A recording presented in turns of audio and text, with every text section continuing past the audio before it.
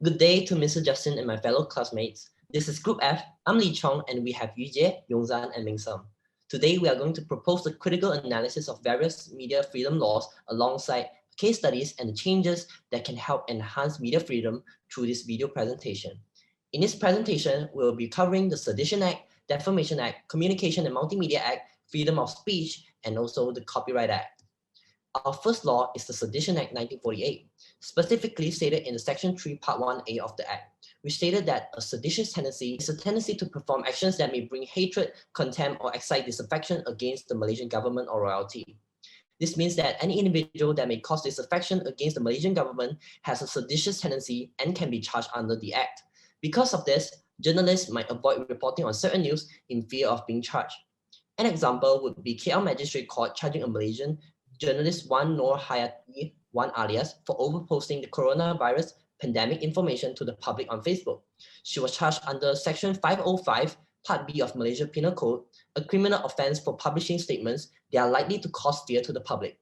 However, this offence can be connected with the Sedition Act. The government believes Hayati's speech have gone beyond the boundaries and filed the case under Sedition Act. In particular, she made 3 posts on her Facebook, reporting that thousands of Chinese tourists were coming to Malaysia on a cruise ship. This statement made the government think she tried to frighten the public with increased mortality rate due to the high volume of tourist arrival. The Malaysian government charges interferes with journalists' freedom to report and comment on the coronavirus pandemic. As a result, journalists would now be more reluctant to report on it, afraid that they might be the next one being sued, given that Hayati's statement did not threaten the country, but merely raised public awareness on the pandemic severity. Therefore, we think that the Sedition Act should not be used on journalists who are reporting truthful information that is beneficial to the public. Additionally, there should be a clause enacted based on this premise. Moreover, evaluation can be done towards what is deemed as likely to cause fear to the public. We believe that in the context above, the journalist was spreading awareness on the pandemic instead of fear. Next, we will have Yu Jie to present the next law. Next, we have the Defamation Act of 1957. The Defamation Act is defined as an action of damaging a party's reputation through libel, slander, or any malicious falsehood.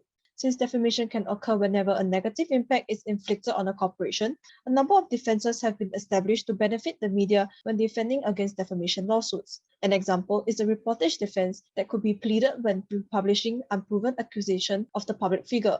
Defamation can take place whenever a publication impacts an individual or corporation negatively. This directly influences press freedom, as journalists might hesitate to report on certain news without effective laws protecting them.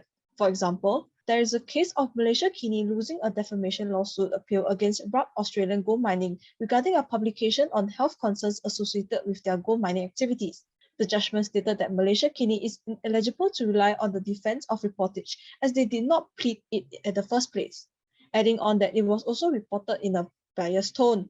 However, the dissenting judgment stated that the publication were already in public consciousness and were truth published out of public concern. As a result, the judgment of this case questions the defamation law on press freedom. We believe that the defenses of defamation should be utilized effectively for journalists to report the truth. Also, we do think that more laws should be enacted to protect journalists from defamation. Although we think that Malaysia Kini should not be at charge, they could have practiced professional journalism by contacting the party before publishing the article. I will now pass the floor to Yong Zhan. The third law is Communications and Multimedia Act of 1998, also known as CMA, which outlines the industry of communication and multimedia in Malaysia. Particularly, Section 233 Part 1A of CMA prohibits individuals from using the internet to publish any comment, request, suggestion, or any other communication which is obscene, indecent, false, menacing, or offensive in character with intent to annoy, abuse, threaten, or harass another person. In other words, the government regulates the Malaysian multimedia industry by having the right to penalize any parties they deem has violated the law. This indicates that journalists might not be able to report sensitive issues that does not have a verdict yet, as they might be charged with reporting false news. For instance, access to popular online news portal, the Malaysian Insiders, was suspended as they reported scandals revolving around the One Malaysian Development Berhad (1MDB) and the launching of investigations into the $681 million being deposited into former Prime Minister Najib's personal bank account. The Malaysian Communication and Multimedia Commission (MCMC) stated that the Malaysian Insiders has violated Section 233 Part 1A of CMA. They were accused of posting articles from unnamed sources that may mislead the public. Aside from that, Countless news portals were also blocked for reporting on this situation. In other words, the government was trying to conceal and deny the existence of such reports, giving all journalists a hard time to execute media freedom. In our opinion, the law should not be executed if journalists share any form of news that exists. Journalists should also be given the rights to publish freely without fearing of getting charged and keeping sensitive news from the public. Hence, the CMA should only be enforced when news reports are fake and inaccurate, but not providing a place to safeguard sensitive news that can cause damage to the Malaysian government image. And I'll now pass it back to Yu Jie. Moving on to the fourth law. In the Federal Constitution under Article 10 Part 1A, Freedom of Speech, it states that every citizen has the right to freedom of speech and expression. However, Articles 10 Part 2, 10 Part 4, 11 Part 4, 11 Part 5, 149, 150, and Schedule 9 List 2 Para 1 provide 17 grounds in which the federal or state law may impose restrictions on free speech. This means that although Article 10 protects communication in all forms, be it newspaper, books, or cyber speeches, there are 17 situations whereby the government can impose restriction on free speech. Some grounds include morality, national security, public order, incitement to an offence, or defamation. We also cannot undermine the government's influence on the Malaysian media. It means that there are risks that news cannot be reported unbiasedly without the publication facing repercussion, especially on political sensitive news. As such, freedom of expression can be restricted, which is undesirable in views of free press. For example, the Sarawak report was blocked without reference to a proper law for reporting the allegations of corruption involving then Prime Minister Najib Razak and 1MDB. The MCMC later stated that Sarawak report had reported unverified content, and such content could create unrest and threaten national stability, public order, and economic stability. This has restricted media freedom as it has interfered with freedom of expression and promotion of unbiased news. It is significant as it signals the right paths and encourages people to be a better person. In our opinion, we feel that Article 10 should not aim to promote censorship whereby news publications are only allowed to report news that are beneficial to the government.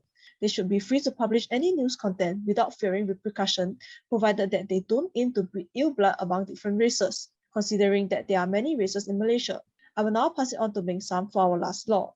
Lastly, the Copyright Act 1957. The Act was established to protect the author's creative work through preventing unauthorized copying of the original material. Several works are eligible for the Copyright Act, including literary works, musical works, artistic works, films, sound recordings, broadcast, and derivative works. This means that anyone who does anything without the copyright owner's consent and violates their exclusive rights can be charged under this Act. Hence, media personnel have to be cautious when publishing information related to the other author's works. According to the Adivern Article 2018, there was a copyright dispute between plaintiff novelist Elias Idris and defendant local filmmaker Datuk Yusof Haslam, along with his son Shamsul Yusof and their film production company, Scott Productions Sendirian Berhad. The plaintiff filed a plagiarism litigation against the defendant on his novel contents Aku Bosia in their film Bosia Jangan Pilih Jalan Hitam, as he found some similarities between his novel and the movie. In defense, the defendant claimed that they had never read, possessed, or heard about the novel prior to and after finishing the movie. In our opinion, each work created by an individual has their own cognition and personalization. Individuals should not make assumptions or interpretation in advance on works they think are similar to their own. We believe the Constitution should reinforce the provision of the Copyright Act by reforming the Digital Millennium Copyright Act 1998. This act prohibits unauthorized access to copyrighted works even for the purpose of not infringing copyright. This can prevent unnecessary tarnishment to one's reputation and ensure original works are protected in the film industry. To summarize, we hope that all laws that were presented can be taken into account to enhance media freedom and protect journalists from pursuing and reporting the truth. We would also like to share a quote before ending our presentation. A famous French philosopher, Albert Camus, once said, "A free press can, of course, be good or bad, but most certainly without the freedom, the press will never be anything but bad." With that, thank you for listening to our presentation, and I wish Mr. Justin and my fellow classmates have a wonderful day. Thank you.